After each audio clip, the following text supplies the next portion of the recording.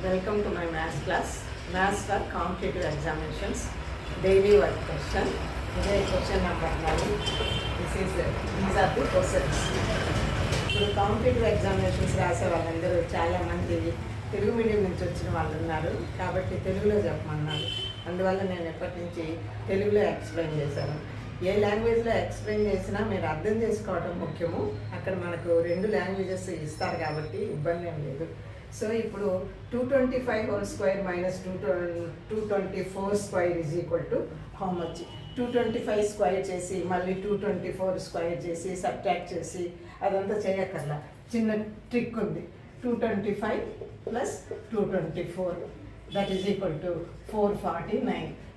That's all. అంతే, 2 నెంబర్స్ను కూడాలి. అయితే ఇక్కడ ఒక కండిషన్, ఈ 2 నెంబర్స్ డిఫరెన్స్ ఒకటి ఉండాలి. 225 224 2 సక్సెసివ్ నెంబర్స్, అంటే 2 పక్క నెంబర్సే ఉండాలన్నమాట, ఒకటే ఉండాలి డిఫరెన్స్. ఇప్పుడు ఇక్కడ చూస్తే 332 స్క్వేర్ మైనస్ 331 స్క్వేర్, అది కండిషన్ సాటిస్ఫై అయింది, డిఫరెన్స్ ఒకటే ఉంది. Therefore 332 square minus 331 square is equal to 332, that is equal to 663. అంతే, సింపుల్, రెండింటిని యాడ్ చేయటమే. ఇక్కడ కూడా చూడండి, 80 స్క్వేర్ మైనస్ 79 స్క్వేర్, 2 పక్క నెంబర్లే. దేర్ఫోర్ వాటి స్క్వేర్స్ యొక్క డిఫరెన్స్ ఎంత, వాటి సమ్ అవుతుంది. 80 plus 79, 80 plus 70 is equal to 159. So ఇది మొత్తం ఇంత, చాలా సింపుల్గా ఉంది కదా. ఇది ఒకసారి మీరు చూసుంటే ఎగ్జామినేషన్లో చాలా ఈజీగా ఇమీడియట్గా పెట్టేస్తారు. లేదంటే మళ్ళీ దీన్ని స్క్వేర్ చేసి దాన్ని స్క్వేర్ చేసి సబ్ట్రాక్ట్ చేస్తారు. ఇప్పుడు 3 డిజిట్ నెంబర్స్ స్క్వేర్ చేయాలంటే టైం పడుతుంది. ఇంకా 4 డిజిట్ నెంబర్ కూడా ఇవ్వచ్చు, ఎంత పెద్ద నెంబర్ అయినా ఇవ్వచ్చు. కాబట్టి ఈ 2 నెంబర్స్ డిఫరెన్స్ 1 నుండి ఏ అనుకున్నాము, ఇది బి అనుకున్నాము. A square minus b square formula ఉంది. మనకు ఆల్జిబ్రాలో ఒక ఫార్ములా ఉంది. A square minus b square is equal to a plus b into a minus b. So this is a plus b into a minus b. But a minus b is 1, ఎందుకంటే పక్క నెంబర్లు ఉండాలనే condition పెట్టుకున్నాం కదా. A minus b is equal to 1 అవుతుంది కాబట్టి ఇంకా మిగిలింది a plus b, sum of the 2 numbers.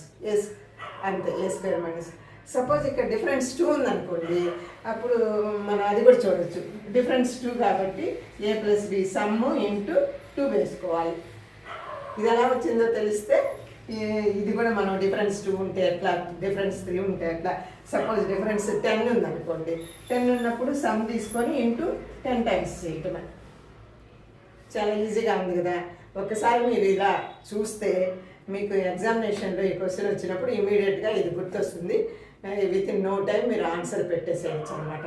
అట్లా కాదనుకోండి, ఈ పెద్ద నెంబర్స్ స్క్వేర్స్ చేయడము, వాటిని సబ్ట్రాక్ట్ చేయడము, మళ్ళీ మల్టిప్లికేషన్, ఇదంతా చాలా టైం పడుతుంది. కాబట్టి కాంపిటేటివ్ ఎగ్జామినేషన్స్ రాసే వాళ్ళందరూ ఇలాంటి వీడియోలు చూడండి, నా వీడియోస్ చూడండి. నా ఛానల్ సబ్స్క్రైబ్ చేసుకొని వాళ్ళు ఇంకా ఎవరైనా ఉంటే సబ్స్క్రైబ్ చేసుకోండి, లైక్ చేయండి, షేర్ చేయండి. మీకు ఇంకా ఏదైనా డౌట్స్ ఉంటే కామెంట్స్లో పెట్టండి. ఎలాంటి ప్రాబ్లమ్స్ కావాలి, ఏ సబ్జెక్ట్ కావాలి, కామెంట్స్లో పెడితే నేను వాటికి రిప్లై ఇస్తాను అనమాట. నెక్స్ట్ దాని మీద వీడియో చేస్తాను. ఓకే.